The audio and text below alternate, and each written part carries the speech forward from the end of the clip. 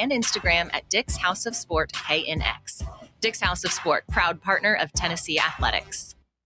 Got a flat tire? Strange noise under the hood? Don't stress. Roll into Matlock Tire and Auto Service. From oil changes and brake repairs to brand new tires, Matlock's certified techs do it all. Fast, friendly, and fair priced, Matlock is the home of the price match guarantee. Bring in any competitor's ad and Matlock will match the exact same tire for the exact same price. Matlock Tire and Auto Service. 5 locations in East Tennessee. Visit matlocktireservice.com to find the location nearest you and schedule your appointment. Are you ready to show off that confident, radiant smile you've always dreamed of? Well, here at Knoxville Smiles, we're ready to turn your dream into a reality. At Knoxville Smiles, we're more than just a dental practice. We're your partners in achieving optimum oral health. From routine cleanings and checkups to advanced cosmetics and restorative procedures, we offer a wide range of services in an environment that makes every visit a positive and comfortable experience. At Knoxville Smiles, it's about more than just treatments. We're focused on creating a welcoming environment where you feel like family. Our state-of-the-art facilities are designed with your comfort in mind, and our friendly staff is always ready to address your questions and concerns. Don't wait any longer to achieve a beautiful smile you deserve. Schedule your appointment at Knoxville Smiles today and take that first step towards a healthier, happier you. Call us at 865-539-1776 to book your appointment today, or just visit our website at knoxvillesmiles.com. You're listening to FM 105.7 and AM 1340, WKGN Knoxville and W289CU Knoxville, Fan Run Radio.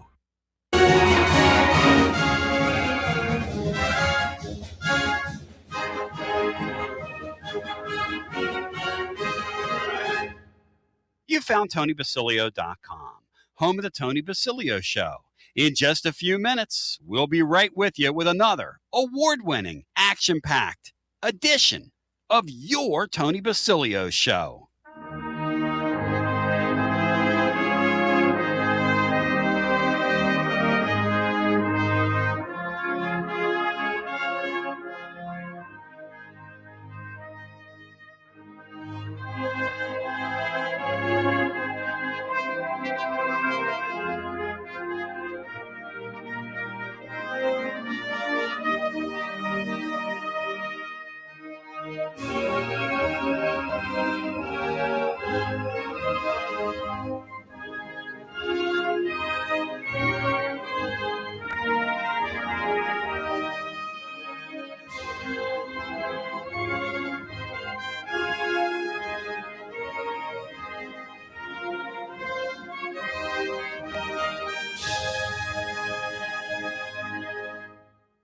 You found Radio Free Tennessee. Your Tony Basilio Show will begin momentarily.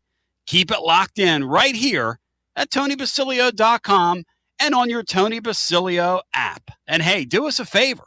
Spread the word.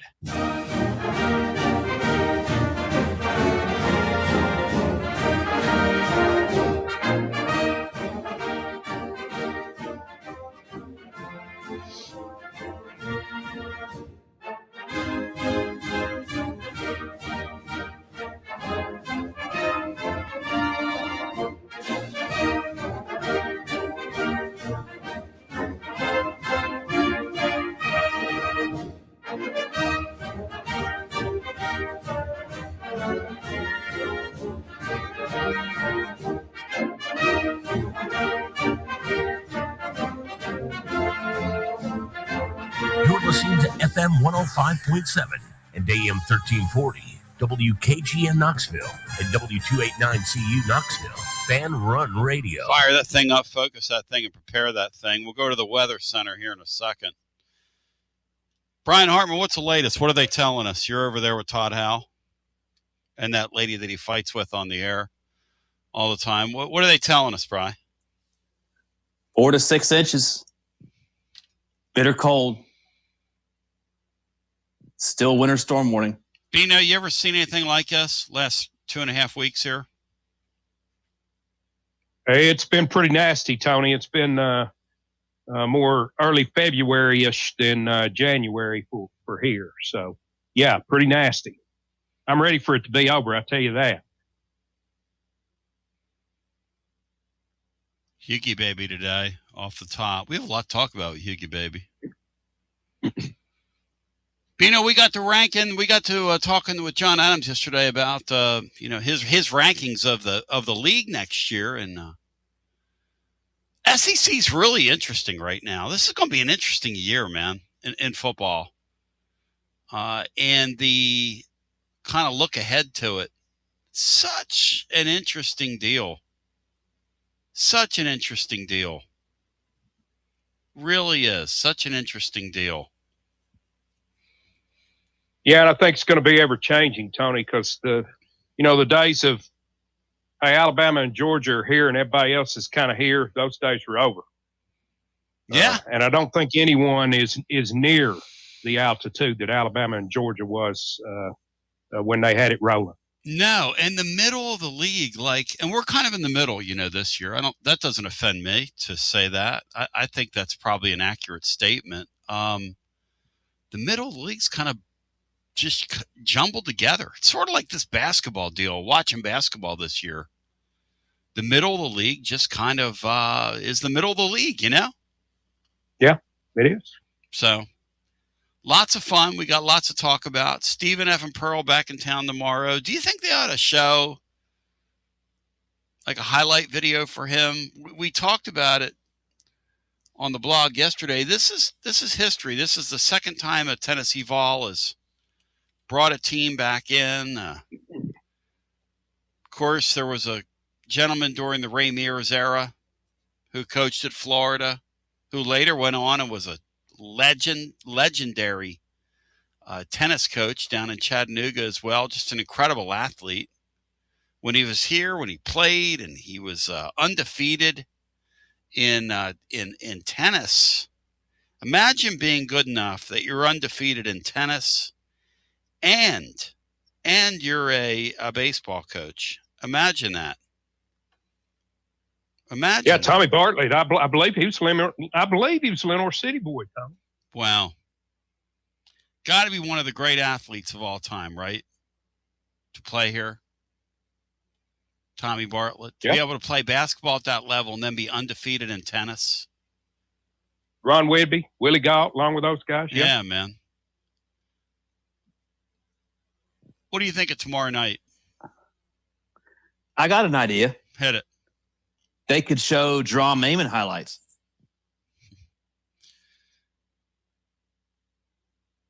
What would Stephen F. and Pearl's highlights be? And Bino, are you going to share the Stephen F. and Pearl story in honor of? Because I took I don't know whether I should have last night, but I took the gentleman under wing, who's a pretty noted basketball writer down there at Auburn yesterday, and told him this whole Stephen F. and Pearl story.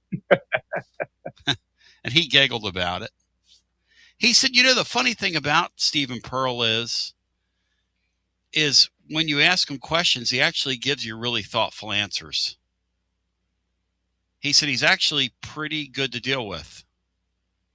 Doesn't have the polish his father had. He doesn't have the doesn't quite have all the jargon down. You know what these coaches do, Bino, where you talk and say nothing? He actually is trying. He's actually trying to talk to you. So what he's done so far has been pretty impressive, Tony. I thought he was put in a really bad situation.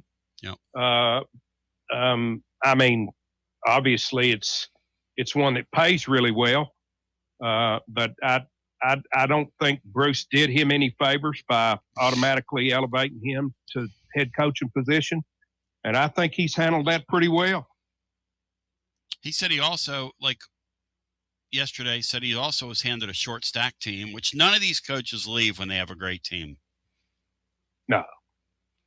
Any of these coaches, the time these coaches leave is when the when the roster's a little short and the getting's good and it's time to get out and let's go. I'll tell you this about Pearl, though. You look at the secondary market for these tickets, and it's like $15 to get in tomorrow night. This thing doesn't have the same pop of when his dad was here. Stephen F. No, Pearl seems no. to be kind of a secondary player in this thing. If the weather is what it is, then it's going to feel like the COVID season. I think that's right, Brian. It could possibly, very possible. Brian, if it's 8 degrees tomorrow night, eating snow or no snow, come on now. Snow or no snow. And by the way, tickets the attendance this year in basketball games been softer than years past. I don't know what that's about.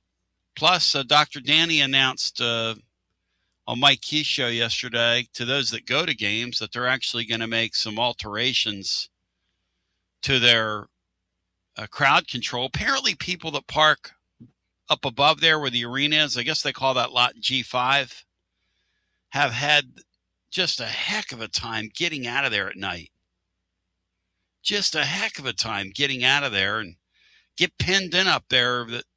Danny's traffic patterns. Danny, I think Danny, when he was at Notre Dame, I think he slept through logistic and transportation because his crowd control at football games and this basketball thing, I've heard from so many high rollers that tell me they get pinned in that parking lot up there, and it takes them 75 minutes to get out.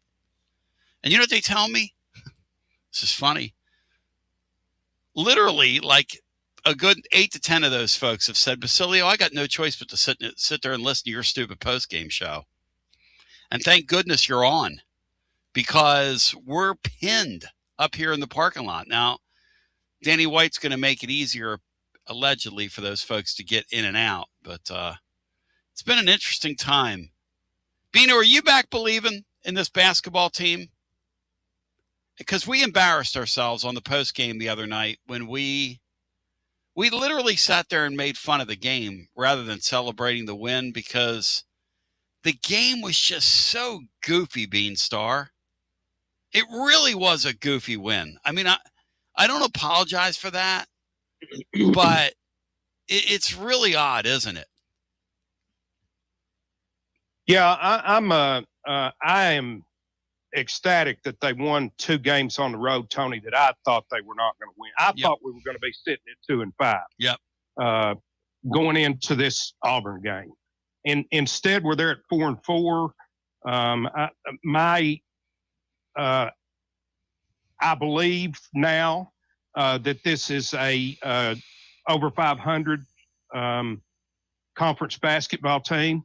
I believe we're in a stretch now where we're going to win 5 of the next 6 or so, 4 of the next 6 at the very least, and set ourselves up to be, a higher seed in the if that's the correct terminology, a better seed in the NCAA tournament than I thought that we were going to go in with.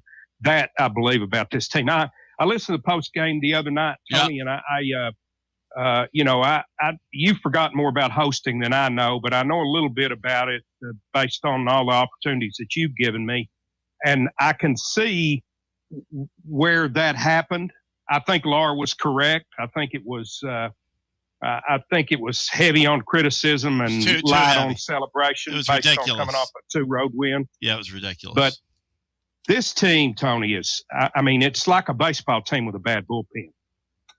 It just cannot close basketball games, and it's maddening to sit and watch and try to will them to the finish line when they're shooting every toe off.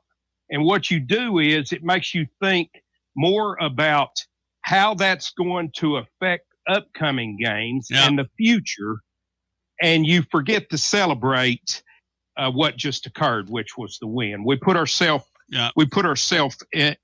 looking into the future and worrying about that rather than celebrating the night. And that's a sad thing, because, the thing that impressed upon me, and Laura got in my face, she said, you realize, Tony, you guys are on here complaining about post-game, about the way the ball's played, and there are people literally out there who have charged their phones up, who want to listen to you, that don't have power in the middle part of the state, that will listen to this thing back for their leisure, and their basketball team just won, and you guys can't say nice things. You guys can't say nice, and she's right. She said, you're the journey guy. You're the let's enjoy the journey guy. I mean, the sun shined on the Vols here tonight. Bri, your boy Easton Hayes on here said Wednesday's post game was an embarrassment. All capital letters, Tona, you clown. Easton Hayes, Bri, your boy. 865-200-52. Whatever happened to Texas Fan 11, Bri? Did he morph into something else? Do we know where Texas Fan 11 is? He's got a daughter in the UT band. Let's go! South Lane band, by the way. Let's go. Let's name some names. Texas Fan 11, shout out to you. I love you. On the other side, Mike Hugan, and presented by our friends at Gufon Moving and Storage. There's so much to talk about. I mean, on field, off field. I want to rank the teams with Hugie. It's way too early to do that. I want to get his thoughts on John Adams' thoughts, and then we're going to pivot into that for a little bit and have some fun with it. And then do a little Stephen F. and Pearl tell me a story for those of you who encountered him. I kind of like Stephen F. and Pearl personally. All kidding aside, I think he's an overcomer. I think he's a guy who had to scratch and claw for every opportunity he's gotten, and he's scratched his way all the way to the top with some real old-fashioned moxie and some discipline. We continue with more after this. When it's time for your next move, you want to get your precious belongings from point A to point B with your peace of mind intact. That's why you need to call my friends at Gufon Moving and Storage, East Tennessee's moving legend. Gufon Moving and Storage has been helping East Tennesseans move since 1887. That's 138 years, 5 generations. That's even longer than the Dooley, Jones, and Pruitt era combined. Gufon Moving and Storage, pro movers, serving Knoxville, surrounding areas, and interstate moves too, both residential and commercial. And we'll provide you with personalized service that other corporate movers simply cannot. We know how to move all types of items. We pay careful attention to our clients' valuables. Your satisfaction as a customer is our absolute priority.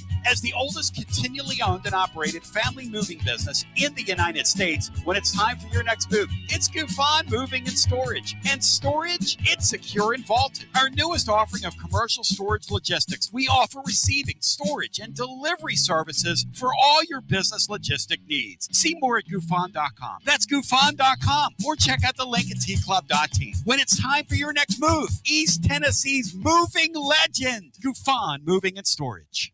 Life never stops moving. And between the 30-minute commutes, daycare pickups, weekly soccer practice, Tuesday night yoga, X number of coffee runs, and that weekend trip to grandma's, you're racking up the miles. What you need is a tire that can keep up. A tire designed for doers. A tire that's going to last. Like the exceptionally long-lasting Michelin Defender tire. With an 80,000-mile warranty and the safety and comfort you expect, you can forget all about the miles ahead and focus on getting your destination or conquering your to-do list. Fleet Tire, I-275 exit 1B at East Woodland Avenue in Knoxville. That's Fleet Tire, I-275 exit 1B at East Woodland Avenue in Knoxville. Fleet Tire.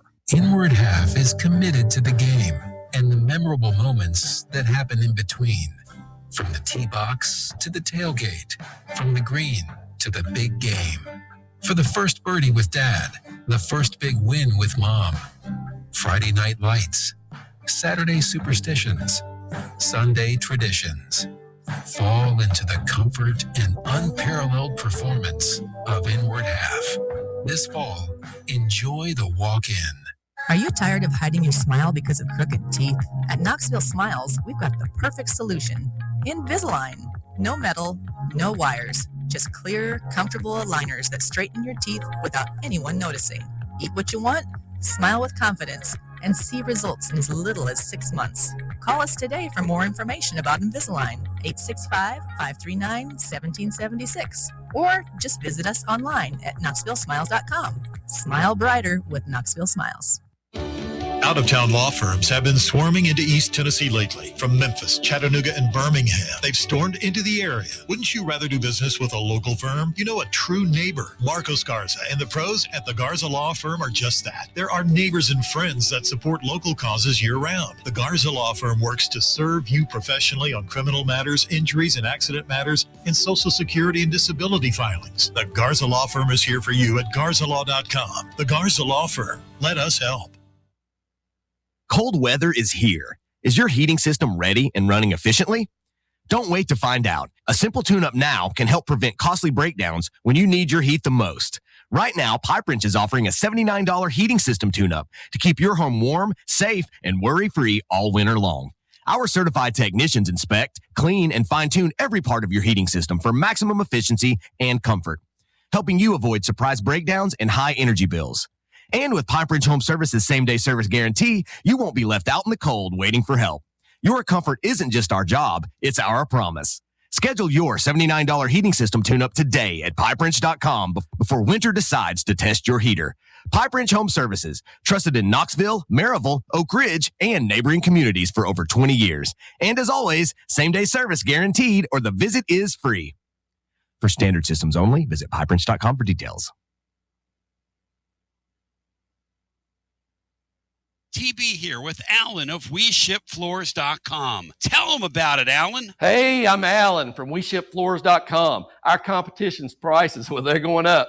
Ours are coming down. Our waterproof floor Supercore is the best, and right now it starts at $199 a square foot. Our warehouses are full of 4mm, 6mm, and 8mm. You strapped for cash? Well, we have our own in-house financing. Use our room visualizer and order some free samples today. Supercore from WeShipFloors.com. Best products at best price. Like Alan said, head over to WeShipFloors.com. Use the room visualizer on the website. Drop in any of the 120 Supercore floors virtually into your room and order your free samples today. WeShipFloors.com. Tennesseans, they are us. The best product, the best price. WeShipFloors.com. Living Vol fan, when it's time to get ready for 2026 and what's ahead, there's only one place. It's Alumni Hall, the best and largest selection of Tennessee apparel for the whole family. Top brands, Nike, Champion, Columbia, Peter Millar. And check this out. All the basketball stuff that the Tennessee basketball fan could ever need. Some great Tennessee baseball stuff as well. Any season, any reason. Alumni Hall, 3 locations in Knoxville. Also Murfreesboro, Bristol, and now open, of course, in Johnson City. And anytime online, alumnihall.com. Say it loud, say it proud. The ultimate volunteer shopping experience. Alumni Hall. Score a TD every time with T3 Vodka. T3 is Tennessee's premium vodka, handcrafted with passion, precision, and a whole lot of pride. T3 Vodka is taking the volunteer state by storm. T3 Vodka, handcrafted in the majesty of the foothills of the Great Smoky Mountains, where quality isn't just a promise, it's a way of life. Filtered 10 times and 80 proof. T3 Vodka delivers a smoothness that's unmatched. This dedication to excellence has already earned T3 Vodka prestigious accolades. T3 is a 5-time gold medal winning vodka and the 2025 SIPS Consumer Choice Award medal winner.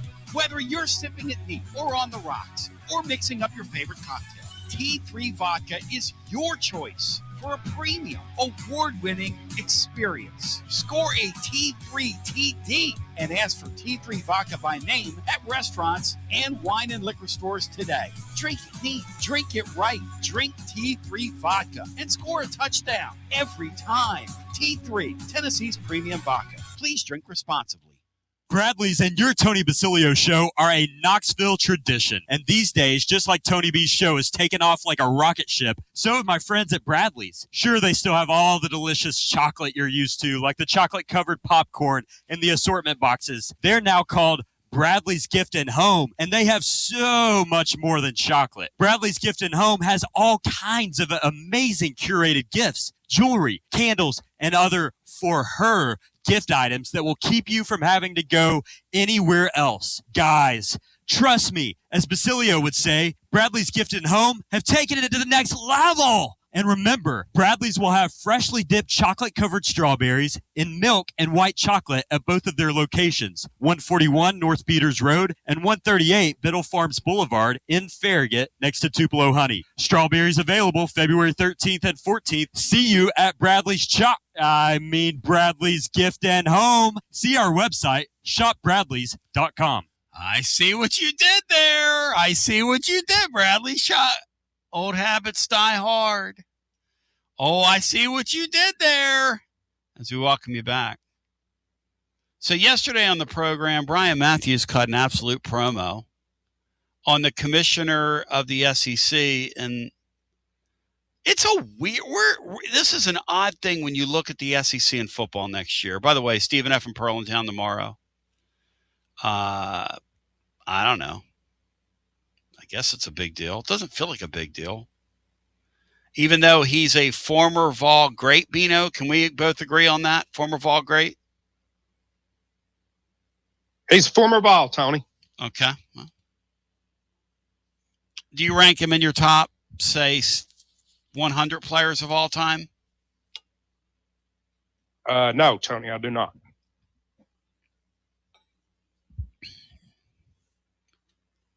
We should lean into it, though, man. We should have Jackie come out and sing the anthem.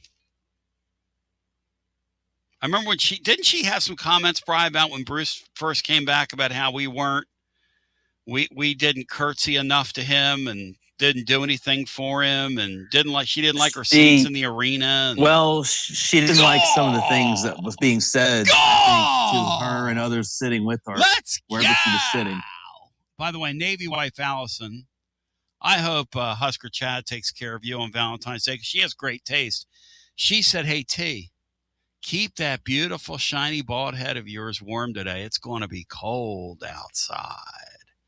Hughie, what about this weather? It stretches all the way from Maine to Florida and all parts in between. Is it cold where you are today, Hughie, in beautiful Orlando? I won't even get at it. The high won't even be in the 60s. And if the high is in the 50s in Orlando, that's like nuclear winter here. The low I think the low Monday night is 22 here, which is everything in my yard will be dead the next morning. You're in my prayers, so I'm man. Not pleased about that. You're in my prayers. Do you believe that in the mid-state where you used to live, there are still around 100,000 or so folks without power? And we're expecting more snow here coming through this area. And it has just been literally as cold as Tennessee was down the stretch against Kentucky a few weeks back. It is, and it's oppressive, and the wind is blowing. It's awful. Yeah, I saw pictures from Oxford, Mississippi, and the entire campus was without power for a while. So I can't imagine if I was a college kid, hey, no power, awesome. And then about 12 hours later, I'd be like, what the hell's going on here? Let's go. Let's get this fixed. So. Yugi, let's go for it.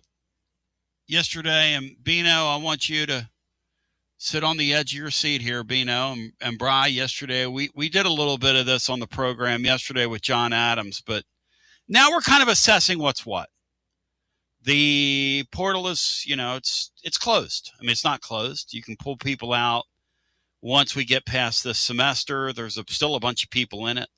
And so there will be some kind of quote-unquote free agency movement later on in the spring. The portal never closes once you get in it. And so they'll still be pulling remnants and bits and pieces out. But for the most part, the who's have landed with some of the who's. And so John Adams endeavored to way too early rank the league.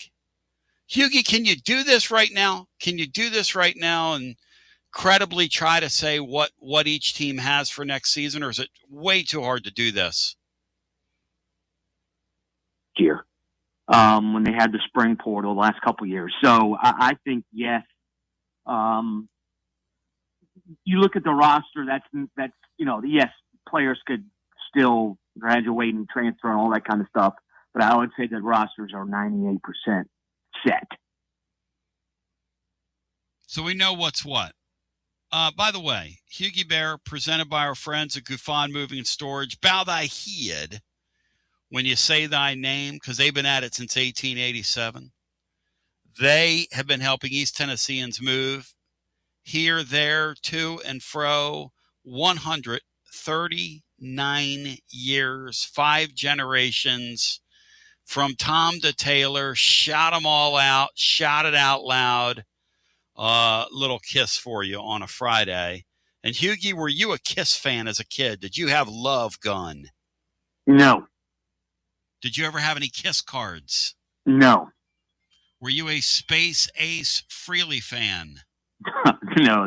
It was to me. It's a clown show. Not cool. Not cool. As we break it down scientifically, all right. John Adams at the tippy top of the league has the Texas Longhorns. And then he has the LSU Tigers. And then he has the Georgia Bulldogs. Hughie, where are you?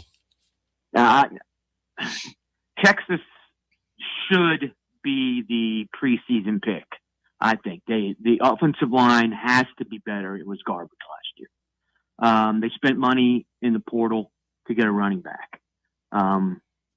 They should have an improved running game. Manning got better as the season progressed. Most of the key defenders, the defense will be fine. So having Texas as number one, I agree with. I would have Georgia second. Quarterback is returning. Stockton played, I think, better than anybody expected. I think he was even better than some Georgia folks expected. He proved to be much tougher, I think, than people thought, willing to run the ball. I think the problem there is the guy who calls the plays, not the quarterback. Their offensive line, they had two key freshman starters. Obviously, those guys are back. The running back situation should be a little bit better. They went out and got a good receiver in the portal, Isaiah Canyon from Georgia Tech. Defensively, they keep most of their good players. Most, not all. And I would have LSU third just because that is a bunch of new guys adapting to a new offensive scheme for most of them. Defensively, they brought some guys from Ole Miss. I think Prince William Manley Allen. I think he's a little bit overrated. I think LSU. I'm not sure LSU is going to finish in the top three in the SEC. I think there's a ton of pressure. How about that? I love that. Say that again. LSU's not I'm going not to do sure what? They're going to finish in the. I'm not sure they're going to finish in the top three. Woot freaking woot, man. Woot freaking woot. Elaborate on why. There's so much newness, new coaching staff, new offensive players, new defensive players. Yes, same scheme on defense, but a bunch of new players. And the Kiffin is the portal god or portal king or whatever you want to call him. But I still think in some respects, no one expected much at Ole Miss, or I shouldn't say much, no one relatively. Yep. But at LSU, he would get mad at Ole Miss students for not showing up for games they won by 40. I think at LSU, he's going to find himself criticized. How do you only beat this team by 3 touchdowns? What the hell's wrong with you guys? This offense is garbage. It's going to be interesting to see how Sam Levitt's foot is, how healthy he is from the beginning. And again, that's just a bunch of new guys that have to gel quickly. And I've always said I don't think that Lane Kiffin is an elite level coach. We're going to find out more now. How about that? Hey, Bino, your thoughts. You got Texas up top, Adams has. He's got LSU 2, Georgia 3, and he didn't even get to Georgia. But your thoughts on LSU and Texas up top, Bino? Because here's my thing. Texas and Ohio State play right there, top of the, and I think that's great for the game. I want to encourage these leagues, the AFC and the NFC of college football, to mix and mingle a jingle and have some jingle bell rock. I want to encourage both those conferences to mix and mingle. I think it's great for the game. I would love for us to play the Ohio States, the Michigans of the world, even a Michigan State of the world. We got to play Illinois in a bowl game last year, which was kind of fun. I would love to see a little mix and mingle. Maybe the Vols play Wisconsin come here. Get a little bit of different flavor in the deal just every once in a while.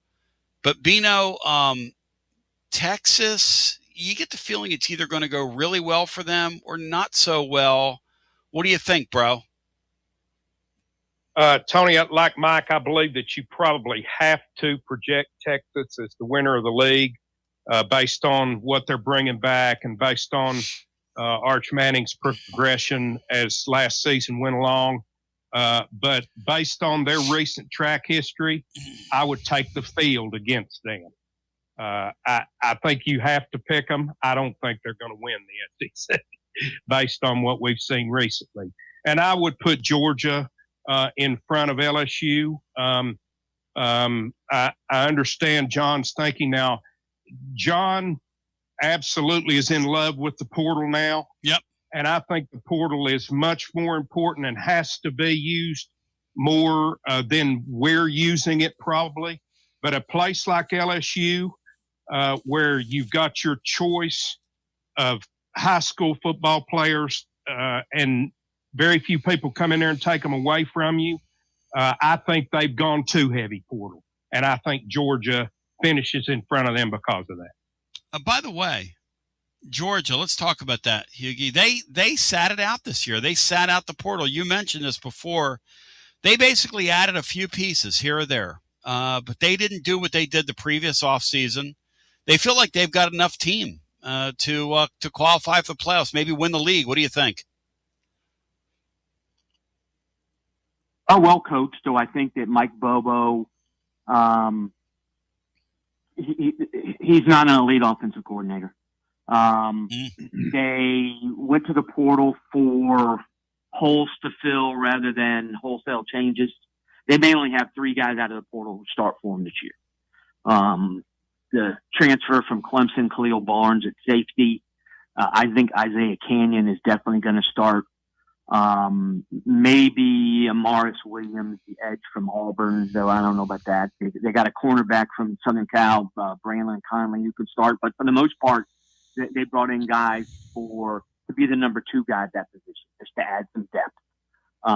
Stockton, again, I think if he makes, I'm not a huge Bobo fan, but I got to give him credit for he leaned into what Stockton does well. But I think that it's interesting that there are coaches out there who are like, oh my God, this guy's stuck in, this isn't 10 years ago. Well, I think Kirby Smart is one of those guys. I'd much rather build from within and then supplement. And Bino's point about LSU is 100%. Lane Kiffin was a portal-only guy basically at Ole Miss. Mm-hmm. To do that at LSU is malpractice. And maybe he did it because he looked at last year's LSU roster and realized these are not winners. But going forward, if he's getting 25 guys out of the portal on an annual basis at LSU, he's doing things wrong. What's the number here, Bino, if you're doing it right?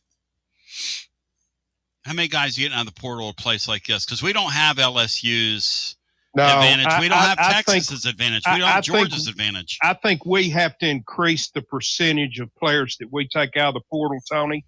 We took, I think, 20 this year. Mm-hmm. That's probably 5 light going forward or more. Hey, Hughie, where are the great teams in the league? What's happened here? As I look down at this thing, Texas has a great collection of talent. I don't know that I'd call them a great team. I look to the north, and it looks like those teams there at the top are better. I don't know how to make sense of that. And then I thought the middle of their league this year got better. I don't know. I don't know what. Yeah, I think this. If you're a hardcore SEC fan, it's hard now that the Big Ten has won 3 in a row with 3 different teams. Yeah, it's hard to crow that. Oh, unquestionably, the SEC is the deepest and best league. Maybe it is the deepest. I don't know if it's the best anymore, and I think one reason the coaching. You look at the 2 big coaching off-season hires in the Big Ten. Yep. They got Kyle Whittingham and Matt Campbell. Both came from the Big 12. Whittingham has had a ton of success Matt Campbell has had a ton of success, especially given the program from whence he came. Both those guys are the winningest coaches in their school's history. The SEC hires a guy from USF. They hire a guy from Arkansas. They hire a guy from Tulane. Yes, and Kiffin, obviously. Kentucky hired an offensive coordinator who in 2019 was a high school coach. So it's like the SEC tries to hit on the next big thing. The Big Ten's more worried about establishing the floor of a program. What league's better right now, Hughie? What league's better in your mind? The coaches, I think the SEC has better players. I think last year proved, though, that every SEC team was flawed. I would argue every SEC team was flawed more than Ohio State and Indiana. Oregon had flaws too, and they were shining brightly in the playoff. But I don't think Indiana is going to be as good next year. Ohio State might be better than they were this year. So, and I think a knee-jerk reaction is, well, now everybody can pay players. Of course, the SEC is going to struggle. There's a lot of truth to that. It's weird. It's led to a lot of outward migration. Sean Sinclair made a great point. The players have always been in places like Florida and Texas. And the SEC's always gotten a preponderance of those players, and the Mississippis of the world. And now the Big Ten's coming down with their money, and they're jumping in there and they're getting it. And Negative said, Tony, I'm sorry, but you're giving the Big Ten way too much credit. Are we, Hughie? Are we overreacting here? Is there a possibility that we're overreacting here, Hughie? Idea that the SEC is clear and unquestionably number one. No, not anymore. You mentioned the recruiting in Florida. Indiana, 3 of their 4 starters in the secondary were Florida kids. Yep. And their quarterback. The quarterback, the first ever high school player from Miami to win the Heisman, won the Heisman for Indiana. 25 years ago, that would have been Mendoza unquestionably would have been at a Florida school. Part of it, Indiana has NIL money. I get that, but again, that's part of the equation these days. And I'll be honest. I've been to Indiana. I've been to Mississippi State. I would rather play for Signetti, obviously, but if I'm going to college somewhere, I'm picking Bloomington over Starkville 100 times out of 100, and I'll put up with the snow and bad weather. Campuses in the Big Ten are I don't know if recruits care about that kind of stuff, but I think that the Big Ten is able to sell now. The money's going to be close. You really want to spend 3 years in Baton Rouge when you can spend 3 years in Madison, and I think that's part of it. Because Madison's a cool town, Baton Rouge is not.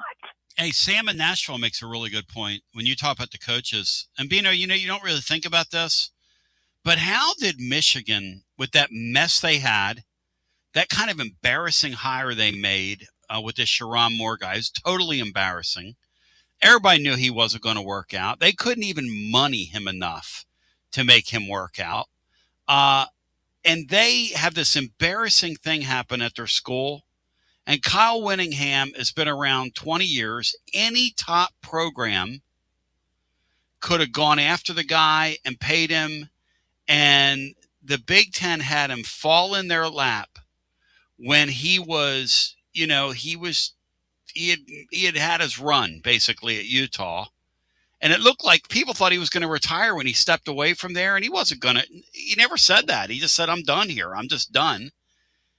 And that's the kind of stuff that happens when your league, when you can look up and go, wow, they've got really good coaching in their league. Because he's a hell of a coach, Bino. That's no joke there at Michigan. That's a very good football coach at Michigan now, Bino. Lots of credibility. Absolutely, Tony, and the perfect guy to bring in there after the recent messes that they've created at Michigan. The perfect guy to bring in there. And Tony, listen, when I can no longer with conviction say that the SEC is without question the strongest conference in America, there aren't many holdovers left because there's very few people that hate that league, the Big Ten, any more than I do. And this is good news for Tennessee fans. People say, why are you spending time on this? Well, I'm spending time on this because all politics are local. And what it means is, for us, is that the getting is now good. When you don't have elite teams in your league, the ceiling can't be that higher to climb through. At one point, the ceiling here was unattainable. Hughie, I want to continue through the list. He's got A&M 4. These are John Adams' rankings. He talks about Marcel Reed. He talks about the impactful transfers. He talks about how the Aggies got to the playoff berth, and but the closing schedule won't set them up for a strong finish, but they should get back-to-back playoff berths. Their final 3 games, they have Tennessee, Oklahoma, Texas in their last 3. Then he has Oklahoma 5, Tennessee 6, and Alabama 7. And Hughie, I'm of the belief, the great Mike Huguenin, presented by our friends at Gouffon Moving and Storage, that Alabama's moved out of the penthouse, and I don't know where they are now, but I'm not sure in the NIL era. I'm not sure where they currently reside, but Gouffon Moving and Storage went and got their stuff, and they've moved them, whether that fan base knows it or not. Yeah, and I think that, they have gotten the benefit of the doubt for 15 years. I don't know if they're going to have the benefit of the doubt anymore. They were a flawed team on defense this season. The running game was, if that were Mississippi State's running game, what do you expect? It was Alabama's, and it was garbage. So it has to improve. The offensive line was overrated. I still don't understand how people can look at Caden Proctor and go, oh, yeah, I'm taking that guy in the top 10. Amazing. If all of Caden Proctor's money's in his stomach because he must, I don't know, the kid's fat. And I can say that because I'm not in shape. Can you imagine Caden Proctor, a Beanstar, trying to check one of those, like a Byron Young, one of these NFL edge rushers? When the college guys run around him like he's a Statue of Liberty, Bino, can you imagine that guy on an NFL field next year? I mean, what are we doing? No, I can't. I cannot. He can't move his feet. Hughie, those guys can't move their feet. And I get the sense that those guys are, how do we put this? Alabama, they're in a new reality, Hughie. And I agree with John Adams. I think they're in the middle of the league now. I don't know who the quarterback's going to be. The offensive line, Proctor's a first-round pick, and they still were a bad offensive line. Defensively, you don't fear them anymore. Nope. And that's the big thing. I mean, because you knew when Saban was there, if you were playing Alabama, can we even score 21? Yep. I mean, I think you were, in your mind, offensive teams were, and I know people did, but I think that if you're a player and you watch Alabama defense on tape, you were like, man, there's not many weaknesses there. Whereas I think now you're like, if we get time to throw, we're going to shred that secondary. So, and again, the last time we saw Alabama on the field, Indiana treated them like a FCS opponent. So I think the Alabama mystique is gone. I think that to an extent it should have been expected because Saban was king of all time. But, I think the board's a really good coach, took Washington to the national title game. But there's a lot of teams in the SEC that have more talent than Alabama now, and that's something that I did not think I would say until maybe 3 or 4 years from now. So, Alabama definitely, the talent level has fallen off. So, Hughie, think about the rosters, and we're just doing this on the fly here, and we're in a barbershop, okay? So nothing you say in a barbershop can or will be held against you in a court of sports take law. We're just having takes here. Oklahoma 5, Tennessee 6, Alabama 7, Missouri 8, Ole Miss 9. If you're ranking those, just that little group of teams in the league, the upper middle of the league, Oklahoma 5, he has Tennessee 6, Alabama 7, Missouri 8, Ole Miss 9. Where would you put those teams, Hughie, if I said rank those 4? I think losing Kirby Moore, their offensive coordinator, is gigantic. The quarterback situation, they got the young kid playing now. I can't remember his name because Pabula left. Ahmad Hardy's back. They have two excellent running backs. I think Mizzou's time as, oh my God, they could win 10. I think that's gone. Okay. Ole Miss, a gigantic question, obviously. Pete Golding doing the best he can to keep the talent level up, including evidently massively breaking NCAA rules to the extent that Hugh Freeze massively broke NCAA rules. Let's go. We'll see if the NCAA does anything. Oklahoma, Mateer's back, and presumably, this is a playoff team, but I'm not sure they really ever looked truly like a playoff team for more than 2 weeks in a row. Mateer should be 100% healthy. The running game has to be better. As long as Venables is there, the defense is going to be really, really good, but the offense has a ways to go. Tennessee, to me, is a mystery. What's the offense going to look like? We talked about Alabama. What's their offense going to look like? I think that Ole Miss and Missouri, I think Ole Miss is going to, yes, they're spending money. I don't think Pete Golding is going to be a very good head coach. Basically, a lot of all new offensive staff. I think Ole Miss is going to slide back into what it had been for much of the past 60 years, a middle of the pack at best SEC program. I think Missouri is going to slide back. Tennessee, the biggest mystery to me out of those teams. Isn't that funny? Hey Bino, Vols Deep's got a great point here. You think about Orange Blood. You think about the Vols being ranked 6th in that survey here early on, with the serious question at quarterback, and quarterback's everything, right, as we know in today's game.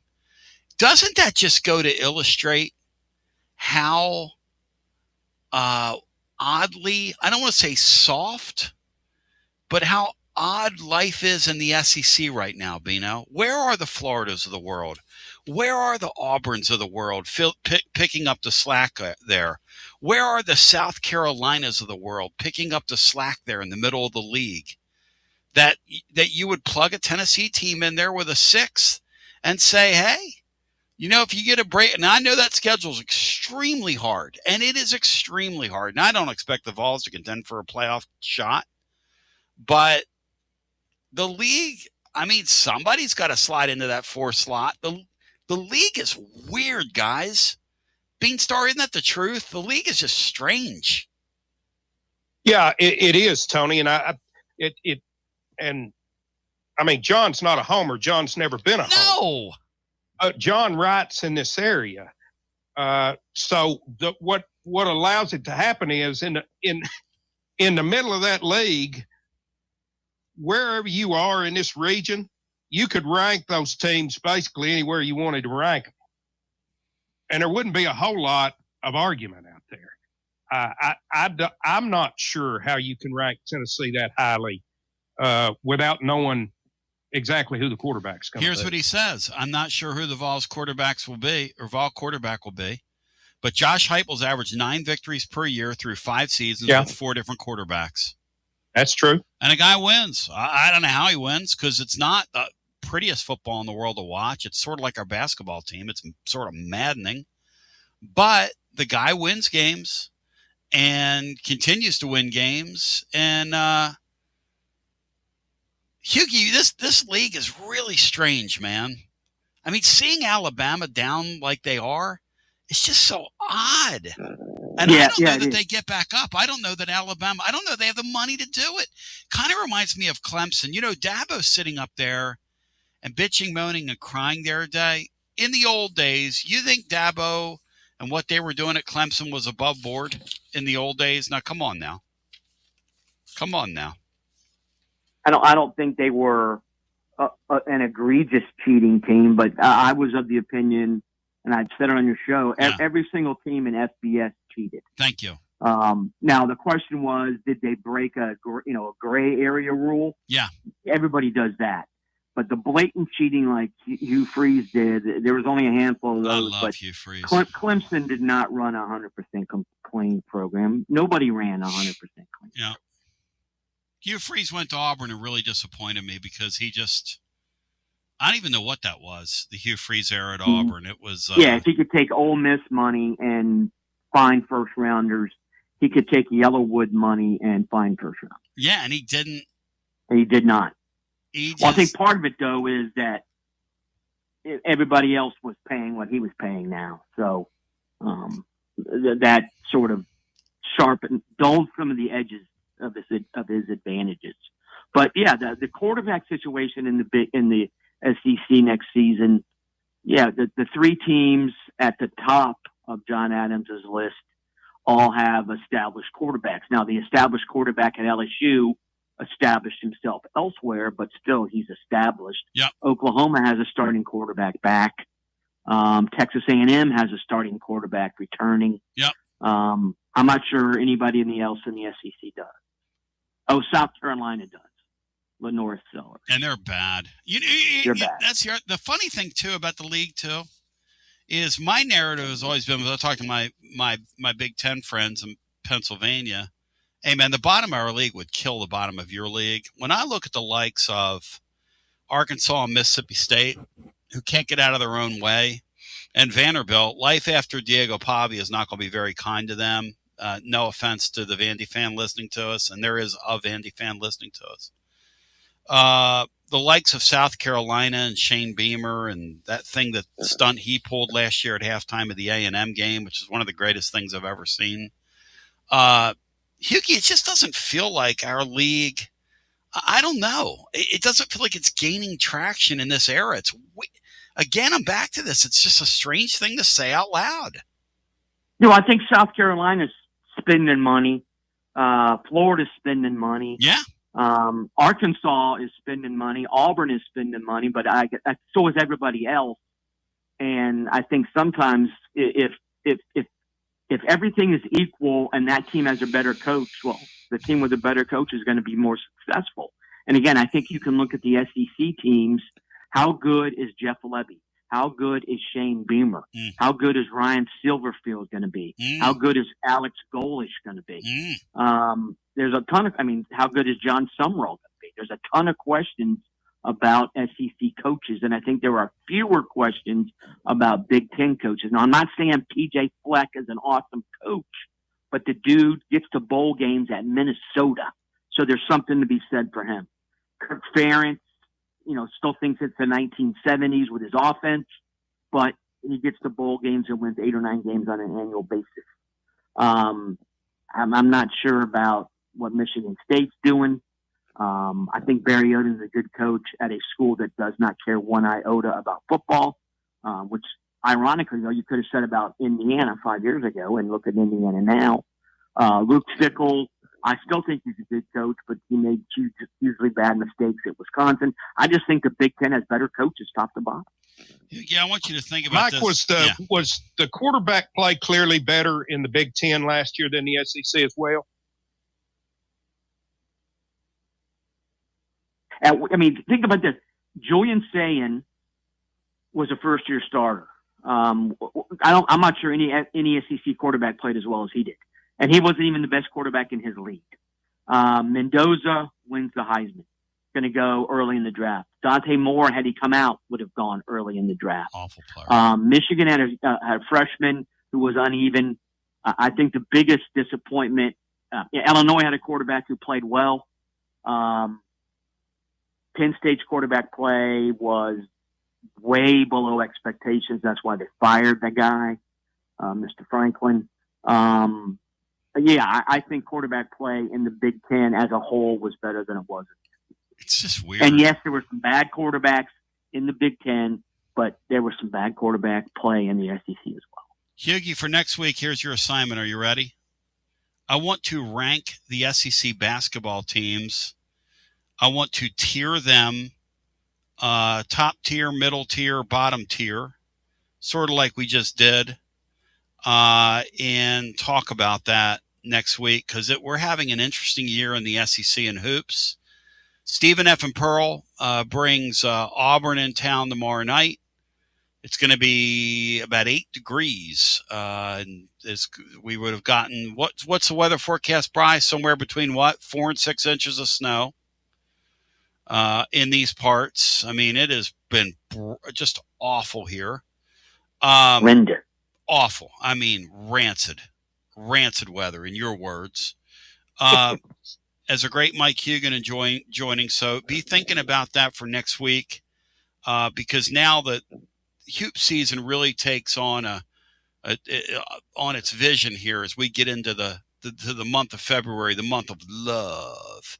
Yeah. Hugie, for you, I asked the following, and it's kind of incredible. I want your Gouffon Moving and Storage Mover of the Week. And it's presented by our friends at Gouffon Moving and Storage. Shout out to the great Taylor Gouffon. 5 generations. The 5 count, King Kong Bundy. Secure vaulted storage, newest offering of commercial storage logistics, receiving and storage delivery services for all your business logistic needs. And Hugie, I know when you hear me say King Kong Bundy and evoke that name, you're going to be watching some Royal Rumble this weekend. Actually, no, but for Mover of the Week, yeah, weirdly, I think it's Bill Belichick. I mean, people actually feel sorry for him now. He has gone from the object of derision to, oh my God, he got royally rooked. So the Pro Football Hall of Fame voters have turned Bill Belichick into a sympathetic figure, which is mind-blowing on a lot of levels. Hugo, you know a lot of these writers. You worked at NFL.com for a while. You know these people. And I think how petty is that? How Tom Petty is this whole thing? I think in some respects it is, but others, I mean, I think there was one guy, Vahe Gregorian, who works for Kansas City. Yep. He said they changed the voting rules and they put multiple categories into one. He said, I didn't vote against Bill Belichick. I voted for the 3 players who were on the ballot. He goes, because I think is basically, to paraphrase, pro football is the players. The players deserve more than the contributors and coaches on my ballot, is what he said. He said, why did they put coaches and everything on the same ballot as players? He's got a point. Belichick's going to get into the Hall of Fame. It's not like, oh my God, he missed out on the first ballot. He's never going to get in. But again, the idea that, every 99.9% of the stuff written about Belichick in the past year was negative. And now 100% pendulum swinging the other way. Oh my God, I feel bad for that guy. How is he not a first ballot Hall of Famer? Awesome mover of the week. That's why you're great at what you do, man. That's why Bino loves this segment. That's why the great Tom Gouffon loves this segment. C loves this segment. You bring it to the table. I mean, that's a great mover of the week, Bino. There's a man slid from one side. Last year, we were talking about him and his 60-minute, 8 months ago, his 60 Minutes interview. And now we're talking about how in the world are they going to have a Hall of Fame and not put him in it this year, Bino? He's right, isn't he? Yeah, absolutely right. I would have never thought of him, but he's perfect. He's the only one that could be the mover of the week. Yeah, because he moved. People feel sorry for Bill Belichick. That's impossible to say, yet it's happened. Do the Volunteers tag a defeat on Stephen F. and Pearl, and will he get a technical tomorrow night as he comes back to the house that Bruce built? His dad built. Yeah, I think Tennessee wins. I don't think Stephen gets a technical though. Thank you, my man. Good. My best to you, brother. All right. Talk to you next week. Thanks. Thank you. And you need to spend some time with the Love Gun record and open your ears up to some good old fun rock and roll. He hates Kiss. My God. He's a big alt country guy. Sturgill Simpson, etc. Told me he saw Driving and Crying about 5 months ago, and they weren't very good. He was kind of disappointed. Said it was too loud. I hate going to see people and when they're in their loud phases and they turn everything up, and you're just kind of like, I mean, what are we doing here? It's in your bag. At any rate, 865-200-5402 is the numero dos. We're going to open it up for you on the other side. Your thoughts on this discussion we've had last couple of days, and then Bino wants to get into the quarterback deal. And I want to mention there's a guy that took me to task over on our YouTube channel where you could check us out, Tony Basilio. And if you could hit the subscribe button over there, we'd greatly appreciate it. We continue to be independent, do what we do, be as fan-centric as possible, holding it down in the middays here on Fan Run Radio, where William Patterson's on the way next. We come back on the other side and bring it back to you. It's your Tony Basilio show on a Friday after this. You're listening to FM 105.7 and AM 1340, WKGN Knoxville, and W289CU Knoxville. Fan Run Radio. It's the hottest postgame show on the planet. Garza Law. Fifth quarter fan reaction. Fan reaction. As soon as the final gun sounds, we're live. When it's time for a fresh coat of paint, run, don't walk to Walker's Painting. Interior and exterior, Walker's Painting's been making it beautiful since 1999 across the Knoxville area. New construction, repaints, commercial, residential, free estimates available. And get this, mention you heard Walker's Painting on the Basilio Show, 10% off your first job. Let's go! Run, don't walk to Walker's Painting. 865-688-1410. That's 865-688-1410. Walker's Painting, making it beautiful since 1999. Check out the ad at the blog at tclub.team. Walker's Painting. Hi, I'm Jim Simpson, owner of Simpson Meats. When's the last time you grilled a really good burger or steak? One your friends still talk about. Our goal at Simpson Meats is to make that happen every time you have a cookout. All of our cuts of meats, steaks, burgers, briskets, and pork are always fresh, flavorful, and sustainably sourced. We are family owned, so we know the importance of knowing how and where your food is raised. We have been putting quality first since 1888. Visit our butcher shop off Lovell Road or online at simpsonmeats.com. Okay, so we really need uniforms and equipment for this season. Can I trust you with that? Cool, I'll just order them online. What? Yeah, I'm going to hop online and I'm going to get them ordered. Hold up, that's not a good idea. We shouldn't just spend money on some random online retailer, okay? I mean, it seems pretty convenient. Trust me, it's a terrible idea. Let me simplify this for you. SM Athletics. Okay, how do you pronounce it? SM Athletics? They're the go-to for uniforms and equipment, whether it's for universities, high schools, youth leagues, you name it. So why wouldn't you rather go with professionals who can guide us through the process, design the perfect uniforms, and deliver the best equipment? Yeah, I guess that makes sense. What's the name again? SM Athletics. Right. It's definitely smarter to go with a company that emphasizes customer service, fair pricing, and, of course, excellent products. Exactly. So, yeah, I guess it's settled then. For uniforms and equipment for all sports, it's SM Athletics. When a dangerous, overgrown, or storm-damaged tree is threatening your home, your car, or your family, don't risk it. Call ECR Total Landscapes, your local tree-cutting experts. From precision tree removal and trimming to emergency storm cleanup, ECR Total Landscapes has the equipment and the experience to get the job done safely and efficiently. Call today to set up your free estimate, 865-384-2012, or just go online to ecrtotallandscapes.com.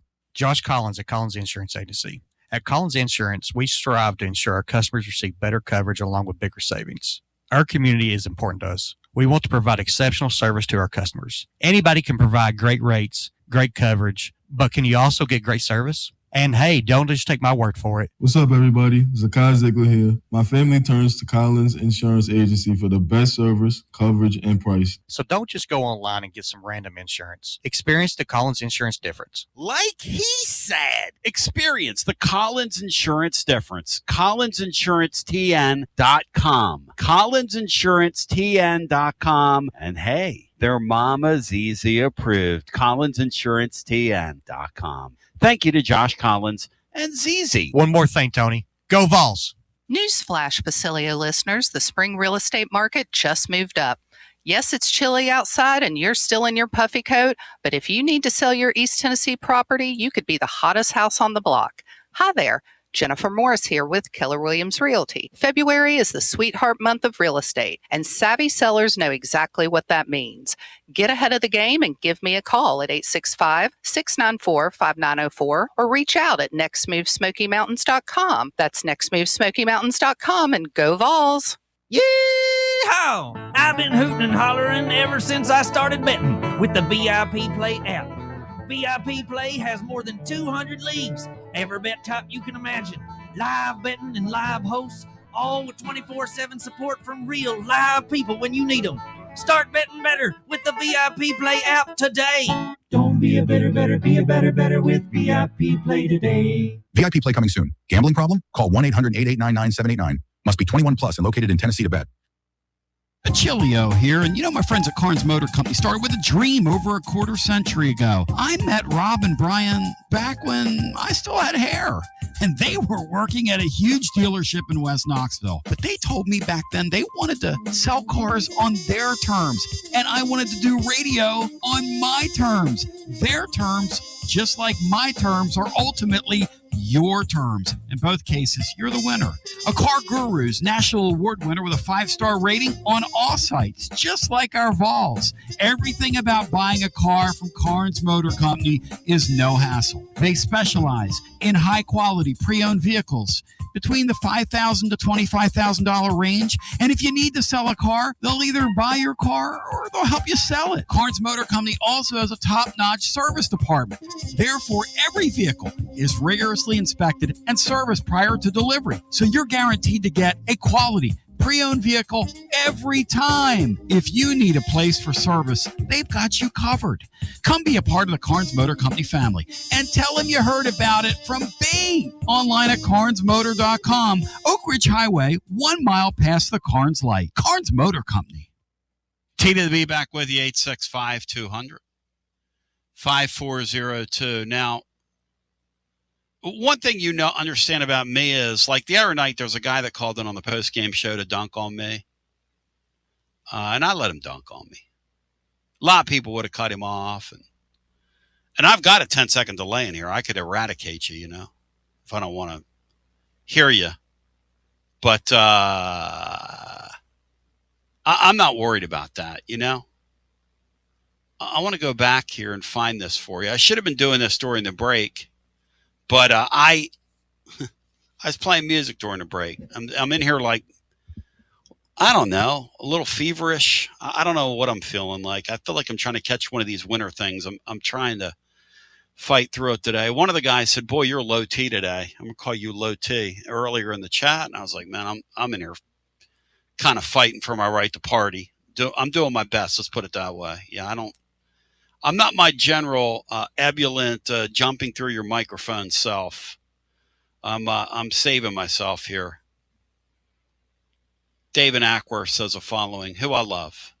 Now he's David Ackworth 2 today. I don't know. Maybe one David Ackworth wasn't enough to bust my stones. We got to have 2 of them. But David Ackworth says, and I quote, "Your take yesterday regarding Joey football was about as bad as your post-game show Wednesday night," with an exclamation point. "I was hoping to tune into a different host today, just because I want something different," in quotations. SMH. Now, is that SM Athletics? Or is that SMA? Shake of my head, as we say in Italian. Shake of my head. So let me read this one more time. Your take regarding Joey football. Bino's amused by this. From David Ackworth 2. One David Ackworth's not enough. We have to have 2 of them that are literally on my jock. Your take yesterday regarding Joey football was about as bad as your post-game show Wednesday. I was hoping to tune into a different host today, just because I want something, quote, different. Shake my head. Now, what Dave's referencing is me saying at quarterback next fall, I want something different. Dave, let me give you a different spin. But I want Bino to talk about, because Bino had a thought about the quarterback situation. He was discussing, we were discussing this during a timeout. And Bino, I hope that is tied to what you were wanting to discuss. And if it's not, I apologize. But go for it, Beanstar. The floor is yours, and I'll shut up. It's the quarterback position, Tony, so it leads me right into it. And I want to once again state that I'm offended by, as a person with a trimmer, I'm offended by that SMH stuff. So watch that out there. Tony, I wanted to talk about Tennessee's approach to quarterback this season. And I want to get your opinion on if you think I'm just way out in left field. I think they actually had a plan, Tony. I'm not saying it's the right plan. I think they had a plan. And I think the plan was to get one of the top 3 quarterbacks in the transfer portal, that being Sorsby, Levitt, and Sorsby was off the board early. They had no shot there. They took their shot at Levitt. I think he even stayed extra time here. So I don't think that was for show, like Sammy said yesterday. I think they really wanted Levitt, and they did not get him. They went down and tried to get Simpson interested, and he was not interested. I think that their plan was, if they couldn't get one of those, they felt like going with what they had was as good as what was left in the portal. And I think that was the plan. I'm not saying it's the right plan. I think they had a plan, and that was it. Bino, can I say to you that you're probably right? And here's why. And I don't understand the plan, but then again, I might understand the plan. And I think if what you're saying is the plan, if Joey Aguilar wins his court case, he's going to get in the way of the plan. Now, Dave and Ackworth, I need him to open his ears here.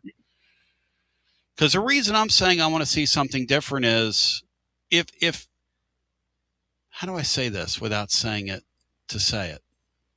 I'm just going to say it because I think it.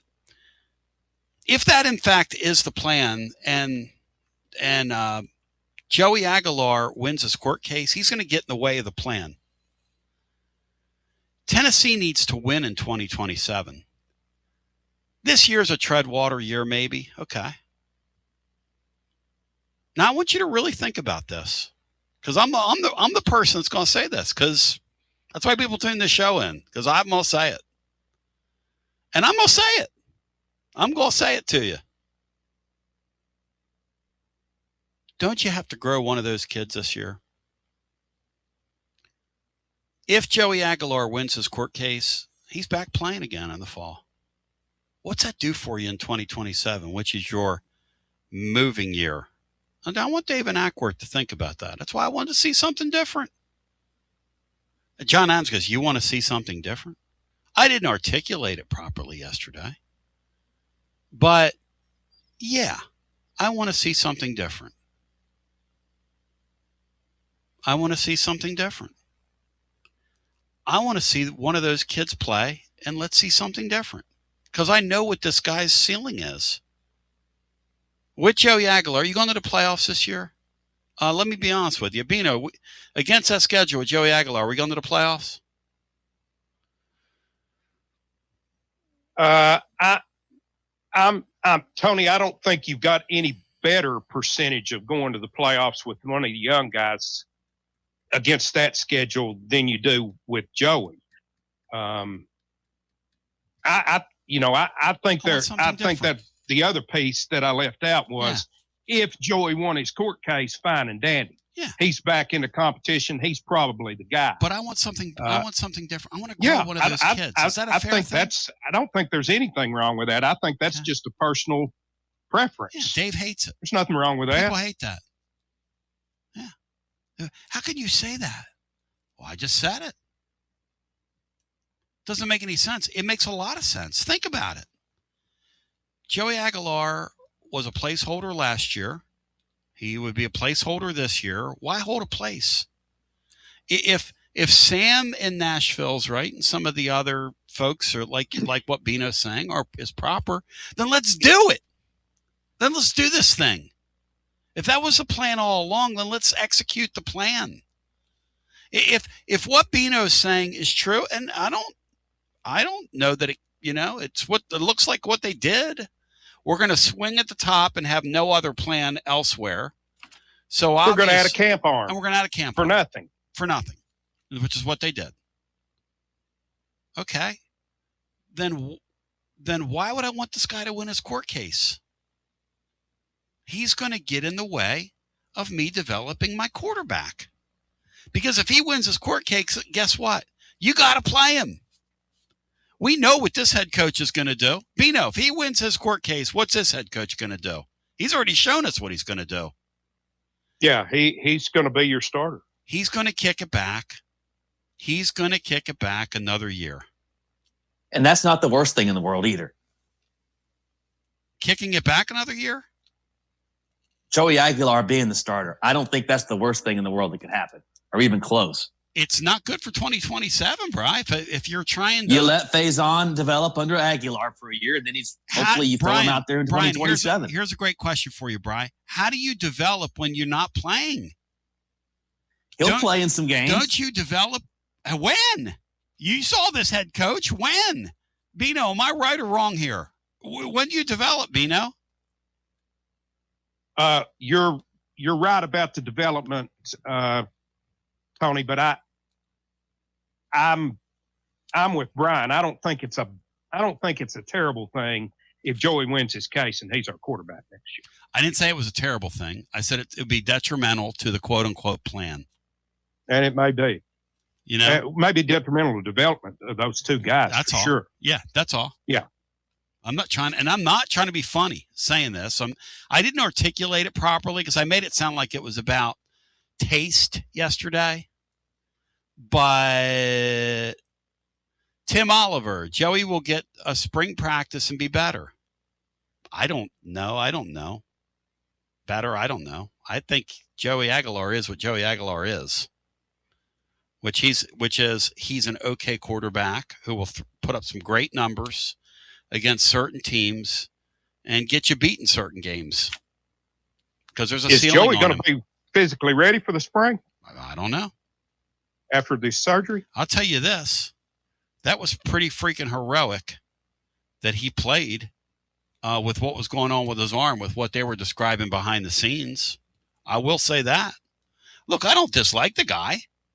But I'm saying if you're telling me that your plan is to let's get it started and let's get it going and let's get on with getting it on for our come year in 2027, which really is what this is about. Okay? That's really that's what they're telling you. You know, like the great Chris Burke says, coaches tell you by their actions what they're thinking. Texas this year, they're loading it up to win a national championship this year. LSU last offseason, they were loading it up to try to save their coach. Tennessee's did not and is not this offseason, and Beanstar agrees with this. They didn't behave like a team that thought they were close to winning something. That's a fair thing to say, right? I'm not trying to be funny here. That's a fair thing to say, right? Yes. Yeah, they went out and signed some guys. And look, we got to make our defense better. We were an eyesore last year. We signed a very good, credible coordinator who in year 2 will do better work than he did in year 1, which is the case everywhere. Again, that points to 2027. Nothing wrong with that. Look, I follow the Philadelphia Flyers. We took a season beating last night. My son was over.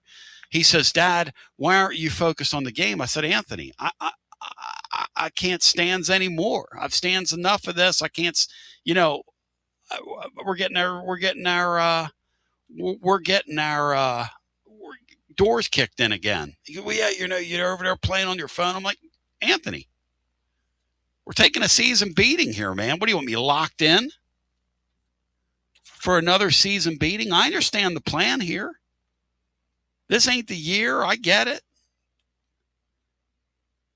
point is this. But Go ahead, Brian. Go ahead, Bino. The sense of urgency was there for me, Tony. I appreciate it. Absolutely. But what I think we've seen clearly, from Josh Heupel is he still believes in development of a program as opposed to this is the year. Because even in our portal approach, that's right, most of the time we're taking multi-year players, not guys that are coming in here for 1 year to bolster this one team. And we'll see going forward if that was a correct approach or if it was a mistake on his part that winds up costing. I'm not, I'm not going to sit here. According to the great Jason Swain, you develop and practice. That's fine. Tennessee needs to play one of those kids and get them ready for 2027 this fall. If not, play both of them.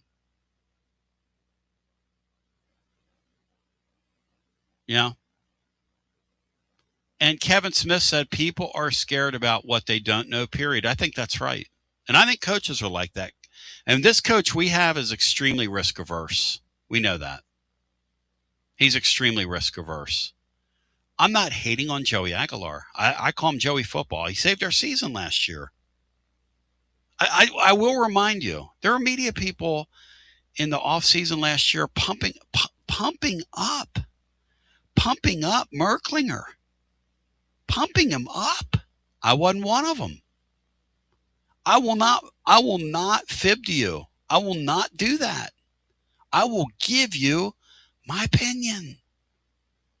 I will give you my opinion. You can agree or disagree with it. And by the way, when I act like a rhymes with Rick, I call myself out. I don't, the other night, our post-game, my conduct in that post-game show was reprehensible. I'm going to learn from it. I'm going to be a better post-game host in the future. Give me a shot tomorrow night.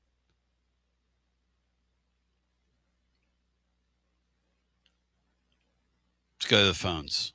And if the plan was we're going to go try to get a high-end guy, and if we can land a high-end guy, we land a high-end guy and we play in the playoffs or fight for a playoff spot next year, great. Joey Aguilar is not a high-end guy. Bino, we agree with that? And I'm not ripping the kid. I'm not. He's a college quarterback is what he is. I know he put up good numbers, but like Watson Brown said, putting up good numbers and doing it in the moment when it really, really matters are two different things in that sport. They just are. They just are. I'll be forever grateful for what he did for us this year, Tony. I don't know where we would have been had he not have done what he did for us this year. But I'm a guy. I will not. If he comes back, fine. I won't be brokenhearted if he's not back and we're forced to use one of the young guys. Thank you. Nice and I'm just still not a guy that's big on seeing 25-year-old guys playing college football. Thank you.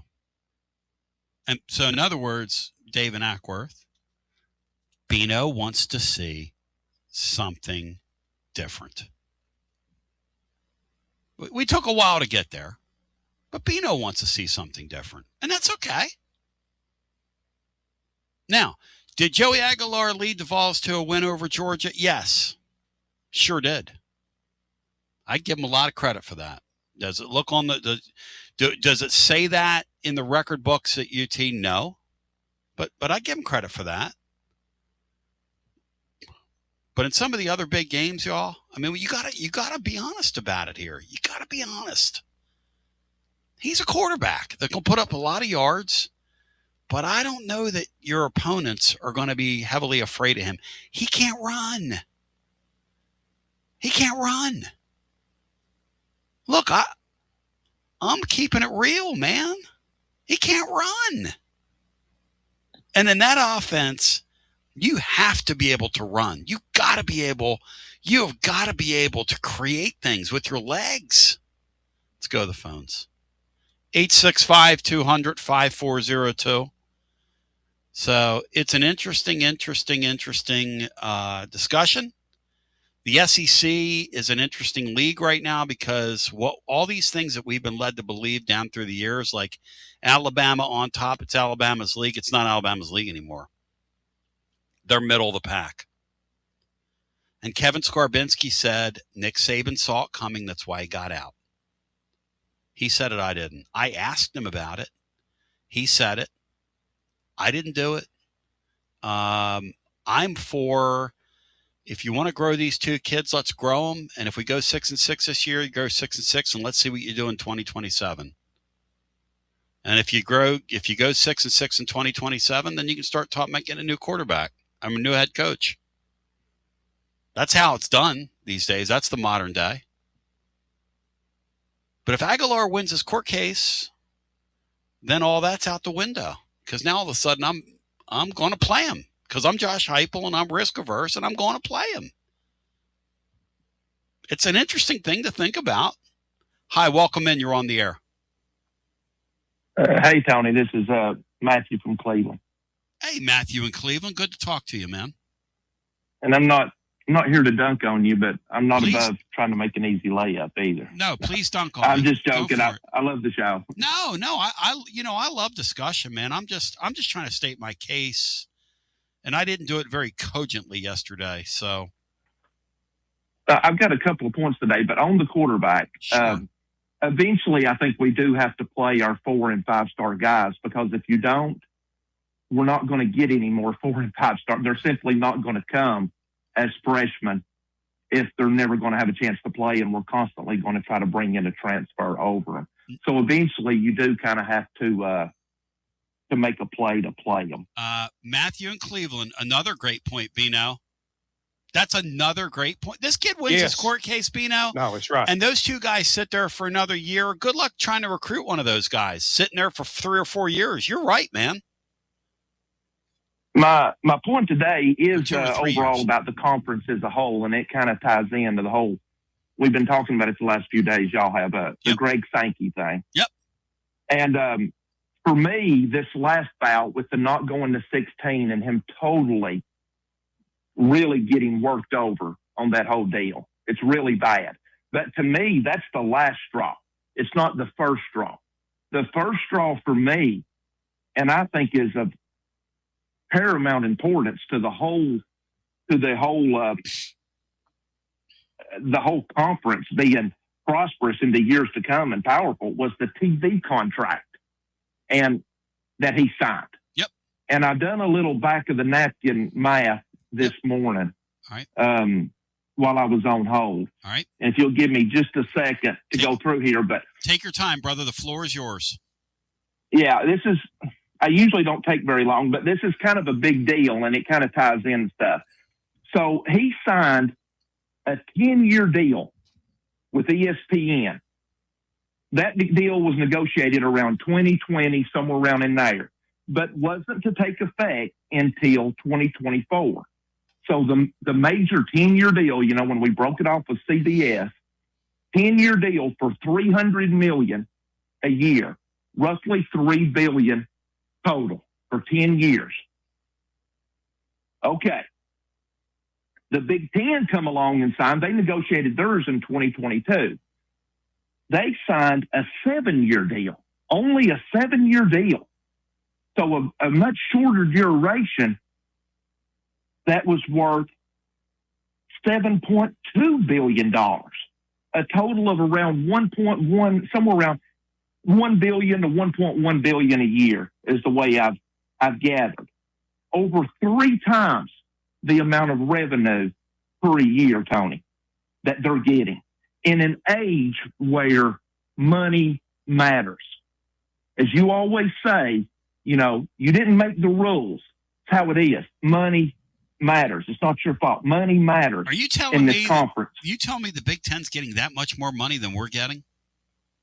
Yes. And I was talking about it in chat the other day, and somebody was saying, oh, it's because it's a bigger market and a bigger market. I'm like, look, yes, that northern market is a bigger market. But our views, let me give you some more numbers here. Now, they do play more games. So that's one of the reasons why theirs is more. Now, we're going to more games next year, but they do have 18 teams. They play a total of 81 games per year in conference. 9-game schedule, 18 teams. They play 81 games because you have to divide that by 2 because they play each other.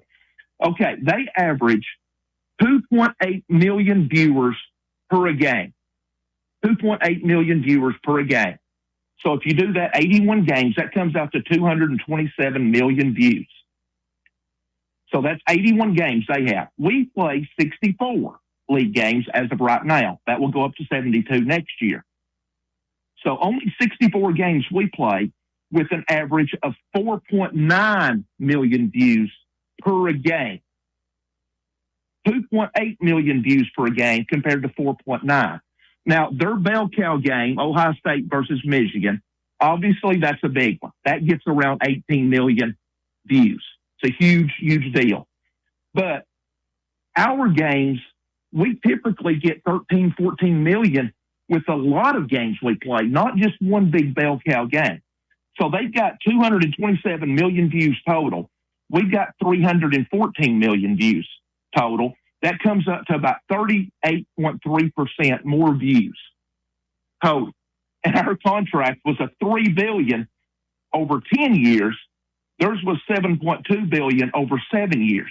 And here's the kicker. Here's the kicker, Tony. Their contract comes up for renewal. This contract, their 7-year contract, expires at the end of the 2029-30 season. Our contract expires at the end of the 2033-34 season. So you're looking at 5 years. They're going to be able to renegotiate their contract. And for an additional 4 to 5 years, they're going to be making even more money when we're still locked in to this minuscule contract we have. I did read something that they said that ESPN will up the supposedly with our extra games. That's right. They're going to give us an extra 50 or 80 million a year. That's right. But it's only an extra 50 or 80 million a year. Yeah. Isn't that interesting, Bino, that that the Big Ten has more money to play with now? That's an interesting I'll be honest with you, I've never looked that closely at the fine print. Will you do me a favor? It sounds like you've already done this. Can you email me that and I'll feature you, man, on the blog? So thousands and thousands and thousands. We got a good 25, 30,000 people read that thing a day. That's pretty good listenership. And then it gets shared and shared and shared and shared. And so who knows how many people will see it. But if you'll do me a favor and email that to me, go on the website over there at tclub.team, click on it, click on email Tony, send that to me. I would love to see that, Matthew. Yeah, I'll try to get that up. I didn't save all the research this morning. Yeah, you're fine. That's just a little something. That's crazy. We were talking about conference, but this is what I was talking about, Greg. For me, this bubble with the playoff thing, that was the last straw. This was the first straw. It was he negotiated a bad contract. I wonder if just like years ago. Yep. Just like years ago, Tony, so many people 50 years ago, 60 years ago, negotiated bad music contracts where they sold away all their rights and they were working for a few pennies out of $1 on everything they made. And we have more viewership and way less money. So thank you. I was a bit long-winded. I love it. But, no, you're right. I wanted to get that out there. Thank you. And that ties in with what the fellow from Auburn said on the show, which is Greg Sankey's overrated. And the SEC network kissed his tail because they're supposed to. It's like Soviet TASS. And the fact of the matter is that he's on the back foot, not the front foot. He looks like he's a front foot guy, but he's really a back foot guy. Because, Bino, the SEC is the closest thing to the NFL, and the SEC is the brand in college sports, despite this little thing that we're going through right now. Year in and year out, we've been the top dog.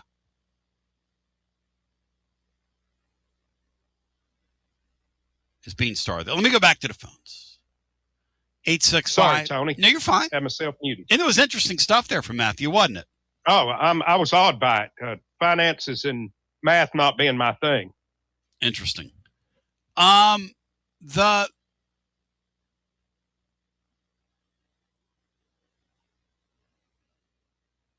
thing about the quarterback is really interesting because you can have a discussion of, do you take the freshman and do you put him on the field? Do you take a GMAC?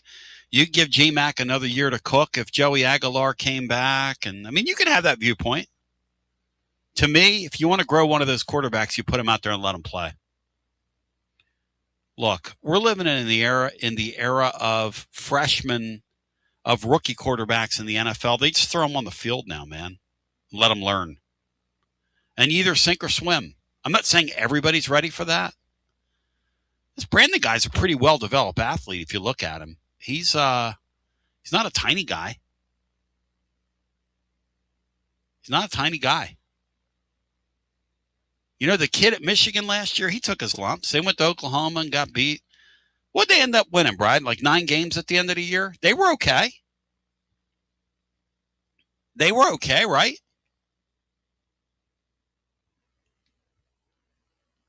And he was okay. The Sayin kid was a redshirt freshman, right? That kid came off Alabama's roster, but I think he was a first-year player in their system. And they threw him out there, and they were okay. More than okay. He wasn't great. He wasn't like Mark in the Lumbo, but Mark in the Lumbo is going to do Mark in the Lumbo things. He's going to do whatever it is he does. He lives in the fourth corner of his mind. Let's go to the field. Get our next call in. Balls deep. Brandon wants the red shirt year. Okay, fine. He wants a red shirt year. Then you play GMAC. What happens if Brandon goes in and everybody, by the way, says they want the red shirt year. Every athlete wants to be on the field. Bino, am I wrong? People could say they want a red shirt year all they want. Every athlete wants to play. Nobody wants to sit over there. It's fun to say that, though. Yeah, I think if you said, hey, get in there, they'd yank that red shirt off real quick. Thank you. Let's go to the phones. 865-200-5402. So if Joey Football wins his court case, they'd be in a real pickle because then they'd be forced to slow the roll for 2027. Because then you'd be putting a quarterback on the field in 2027 that's not experienced. And a quarterback that's not experienced, unless it's a guy who's been in your program 4 years, that inexperienced quarterback is going to be an inexperienced quarterback. Let me ask you something. Was Nico a better quarterback at Tennessee or UCLA, Bino? He appeared to me to be a better quarterback at UCLA. Okay, that's my point. And I just made my point. Thank you. Because now we're comparing apples to apples. Hello and welcome in. You're on the air. How my French compatriots doing today? Hey, W. Lynn, welcome in. What's up, Lynn? That last caller, Matthew, was brilliant. Yep. I took his math one step farther. Hit it. With our TV contract, the 16 teams get $19 million a year. With the Big Ten contract, the 18 teams get $55 million per year for each team. Go. Now, that's a horrible deal. Go. But most conferences, and I don't know if they still do this, they would divide the SEC by 17 teams, the Big Ten by 19, because the conference office gets a cut. So that means Mr. Sankey gets about $20 million, but the Big Ten commissioner gets about $52 million. This Sankey guy, hey, this Sankey guy got absolutely. He went to those. He went to those presidents and those ADs, W. Lynn. He said, we'll ram a 16-team playoff through, give me the 9-game. And they went, and that Big Ten commissioner said, hey, Greg, you don't run this thing. I do, man. You think you do? You don't run anything, buddy. What do you think they're going to say to him in Destin, Florida this year? Because they ought to tell him you're fired. They ought to tell him you're fired. I mean, he didn't act like the Big Ten had. They got veto power. It's them like the UN Security Council. You got one man vetoing it. That's it. There's one small problem here. Now, listen, the guy with the Big Ten is an idiot. Because if they go to a 2014 playoff, W. Lynn, they'll ruin the sport. They'll have to hire me to figure all that out. You damn straight. That'll be the most convoluted nonsense in the world. Okay, I got a couple things. 16-team bracket and make it look ugly. How in the world are they going to do a 24? Exactly, Bino. I know that 16-team bracket, Bino. I finally figured that out with double buys and single buys, and I thought, of all the nutty softball brackets I've done, I'd never come up with something like that. I love 1AA football, but their first week of their playoffs, Brian Hartman, tell the living listener what some of those blowouts are like that first week of that 1AA playoff with the 24-team field, Bri. How bad it is. You talk about some mismatches. You talk about some women's basketball scores. Well, that's because of those Dakotas and Montana teams. They ought to be forced to have a group of 5 teams. That's exactly right. That's exactly right. At a time when you need absolute leadership, we've got like decaf Sankey going on over there. Yeah, we do. I'm going to start calling him Roy Sankey since we're changing his name. What a back great to old line. Roy Kramer. Roy Sankey, Mike Sankey's a great name for him. First of all, on Stephen F. and Pearl, I got 2 points. The first one is, he found out a few years ago after he got mad and blew up at our PA announcer that we don't announce head coaches at our games. Yes.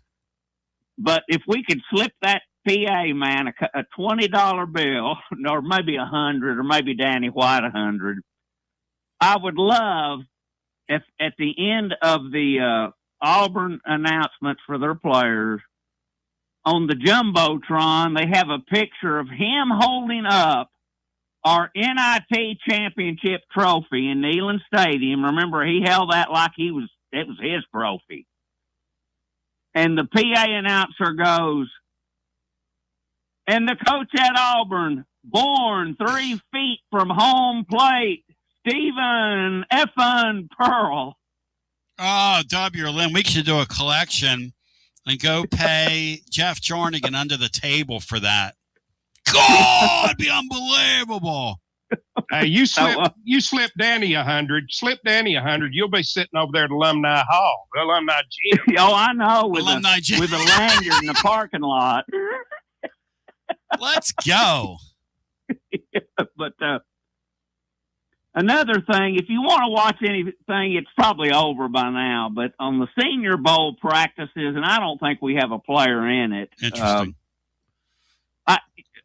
How much better would it be? And I think they ought to move the thing to the new Music City Dome in Nashville and get it out of that high school stadium in Mobile. Tonight, we could be watching the Big 12 versus the ACC filled in with some other group of 5 1AA players. And tomorrow, we could watch the Big 10 versus the SEC. How many more people would watch those 2 games in that silly thing they have tomorrow where they got to substitute 3rd and 4th stringers in? I want to bring back the blue-gray game, W. Lynn. How about you? Yeah, can I tell you a story that got me mad about the blue-gray game? Yes, hit it. I was 15 years old, 1971, and we had a field goal kicker named George Hunt. And I read, they used to put the rosters in the Knoxville Journal, and I saw he was on the North team. And I started going nuts, and my dad said, what in the world is wrong with you?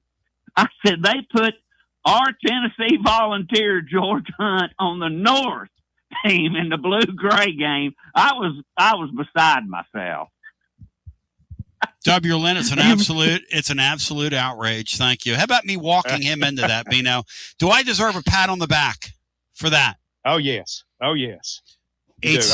doing that now, Tony. Every once in a while, I'm not on camera. Every once in a while, when people dunk on you, I pat the top of my head like people on the bench do. 865-200-5402. And Joshy Boy's clipboard speaks for all of us when he says, Faison Brandon, that thing about him wanting a red shirt is a rumor that Austin Price said is 100% false. Hey, Joshy Boy's clipboard. None of these competitive athletes want a red shirt year. Okay? None of them. So let's get real. None of them. You can sit there, well, yeah, he wants a red shirt. No athlete wants to sit. Okay? As in, none of them.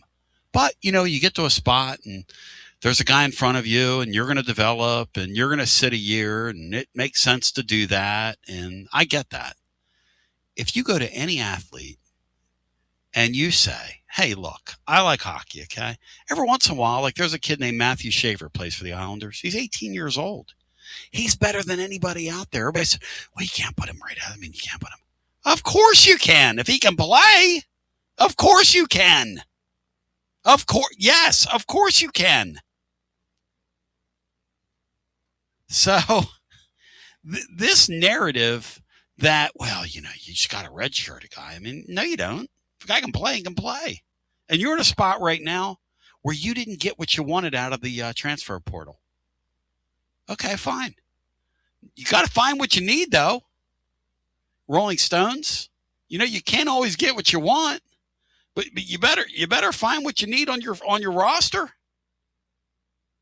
Let's go to the phones. 865-200-5402.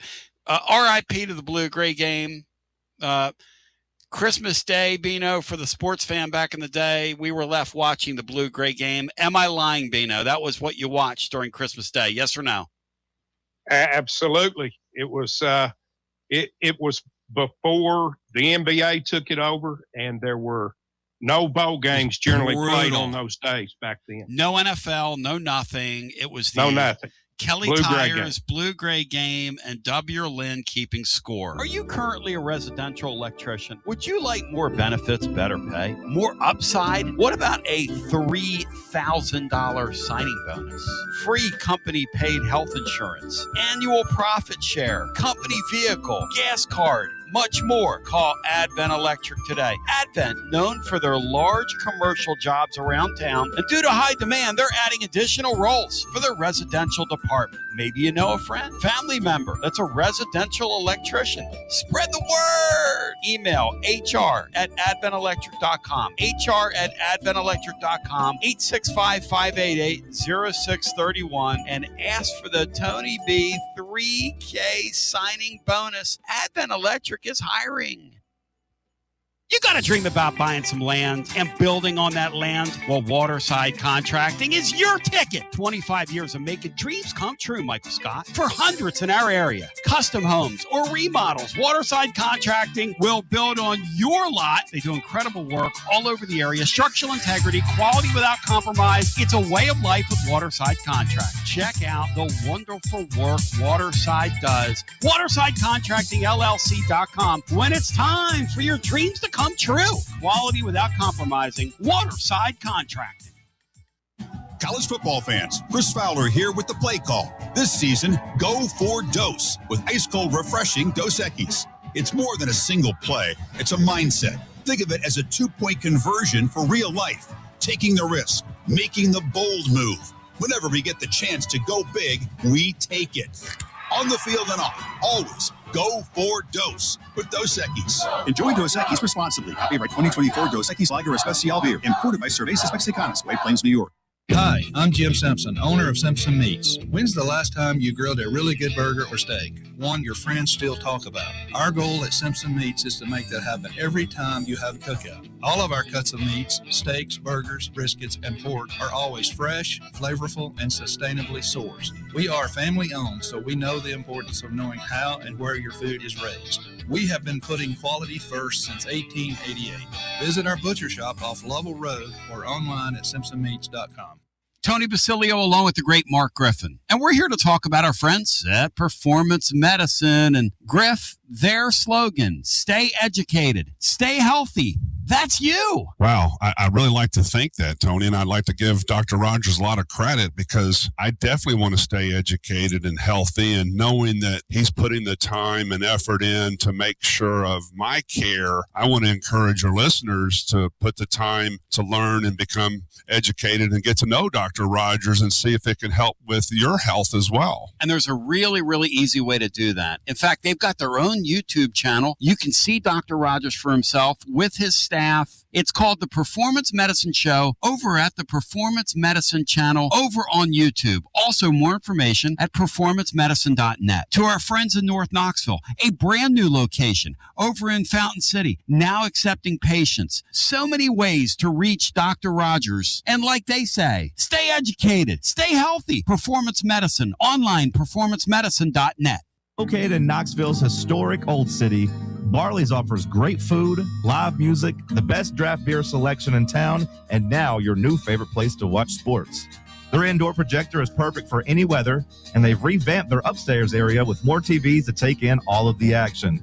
Their menu features hand-battered chicken tenders, juicy burgers, fresh salads, and the tastiest pizza in Knoxville. You can enjoy their happy hour drink specials daily from open until 6 p.m. Barley's Tap Room and Pizzeria. Basilio here with my buddy, Connexio Kristen. Hey, Tony. Good to see ya. Connexio builds fleet technology that helps transportation and logistics companies win big. Live GPS, easy ELD and compliance tools, AI dash cameras, and asset tracking, all backed by the .1 U.S. customer support team. Want a better playbook for your operations? Visit Connexio.com/Tony. That's KONEXIAL.com/Tony. Connexio, built for drivers, trusted by fleets, and proud Vol fans. Tony Basilio here, and I got the great Chad Stockton of FC Alliance 2026. Chad, do you believe we've made it? Boys and girls teams start off the new year at big national event showcases. We got our younger kids training indoors and doing a lot of things to get better. So we're excited about what the future holds. Chad, I hear the juice behind you. I hear the kids. Your program reaches throughout East Tennessee. If folks want to get involved, what's the advice? We're easy to get in touch with. We offer players